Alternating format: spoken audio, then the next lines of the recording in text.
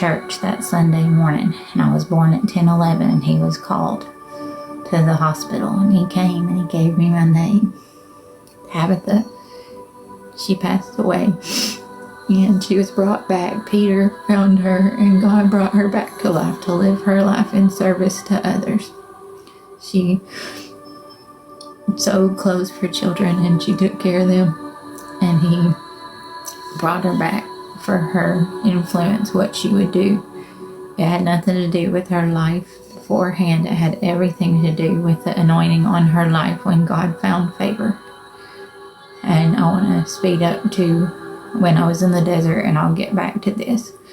But after years of homelessness and abuse, when my life had just completely crashed. Hang on just a second.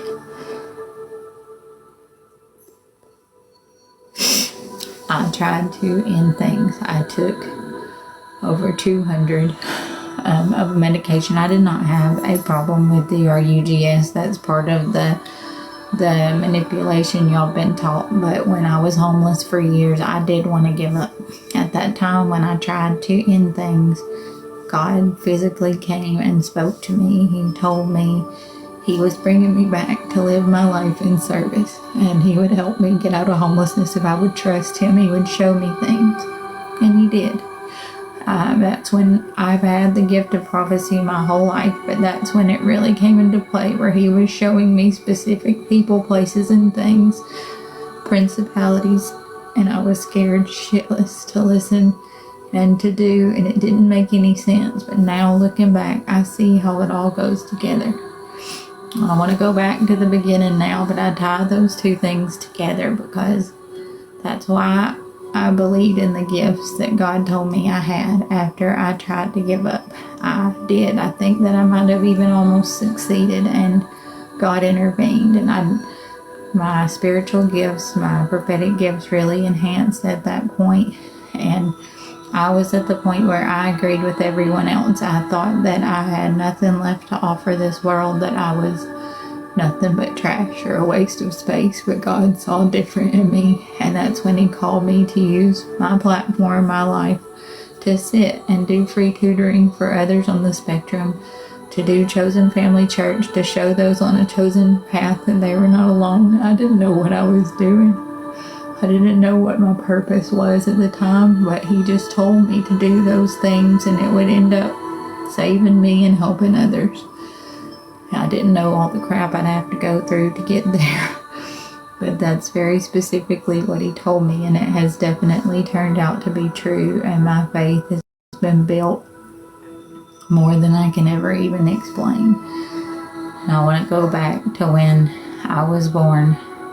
Some of the things that y'all have been shown have been very misleading. On my birth certificate, I have the same mother and not the same father as this Joe person, my half-brother, that I cut off over 20 years ago for abuse. I grew up in the house with only him and my mom full-time. There were men in and out, and it was very tumultuous. There was one had left a scar on my eye, hitting me with a log. Another man she was married to had wanted to leave her for me and made very gross advances. Paid the bills, and I had to do what he said, and that's when I left, and I would stay with my grandparents more. When I was a child, I stuck close to my grandpa's side as much as I could. He was a preacher and a counselor, and he knew about my gifts of prophecy. When he passed away, I was 11 years old, and I had a dream. I had the prophecy that he was hurting. I lived in a different state with her and one of her husbands at the time. And another thing about my biological mom was she would go to AA meetings. She would present that she was sober. She would sponsor people, and then she would come home and she would shoot up on the couch, do really terrible things, pass out, lock me out of the house. There were things that went on that were preposterous, and I went through abuse on levels that I've never even felt comfortable speaking about, and it's all been swept under the rug to turn the tables on me, but I definitely went through it. And I don't care if you believe me or not, but my whole childhood was chaotic. I didn't have any kind of stability. When they showed you that one house, I lived there with one of my stepdads for like a year and a half, and it was not pleasant. And there were things that happened and went on that I wouldn't wish on my worst enemy. And with my autism, I would stem, I would rock back and forth, and both my mom and my half-brother, they would hit me, they would pinch me, they would hit me with wire hangers, they would tell me to be normal, they would tell me just act like a good Southern girl. And so I really started masking hard at an early age. I tried to hide all my stems, I tried to hide everything that was weird about myself. And that's why I started masking and became so good at encumbering what people wanted me to be. And I tried really hard to do that so I wouldn't have to endure abuse. As I grew up, I didn't know who I was or what I was.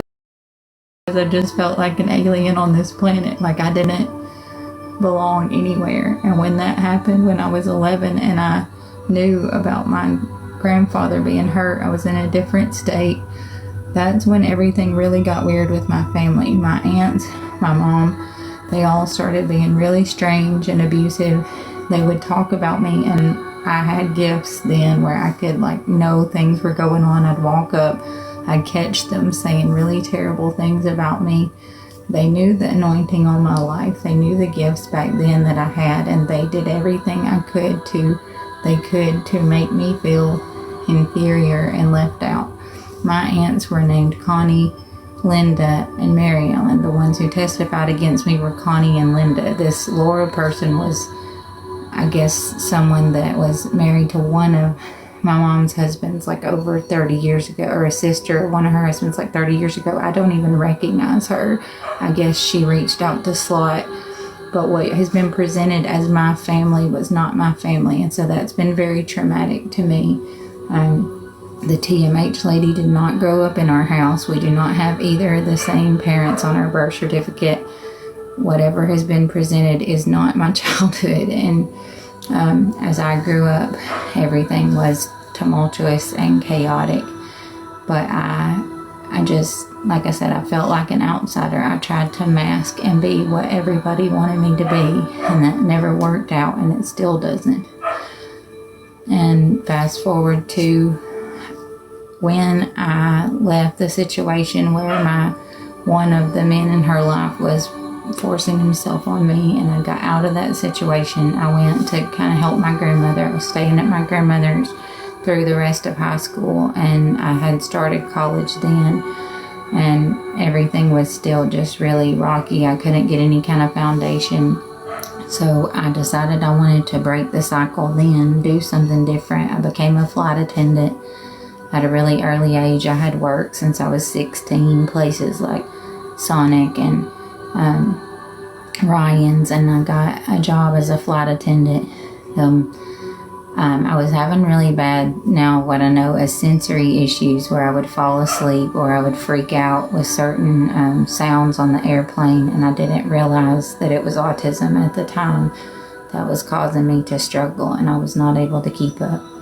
So I moved back to my grandmother's house. I lived there when I met my ex-husband. When I first met him, everything seemed like a dream. It seemed like he was my Prince Charming. I had been putting myself, I had been working, and I took care of everything. It was not a school, it was a training. So actually I got paid for training, but I paid to do everything that it took to get me into it. And then I got paid to do flight attendant training. And then as I came back, I could not keep up with it. It was everything I would start, I'd be really good at, and I couldn't figure it out or complete it. And I came back and was working as a waitress at Outback. And that's where I met my ex-husband. He would come in and leave me ridiculously large tips. And at first I said no. He asked me out. I said no. I had that feeling. It just wasn't right. And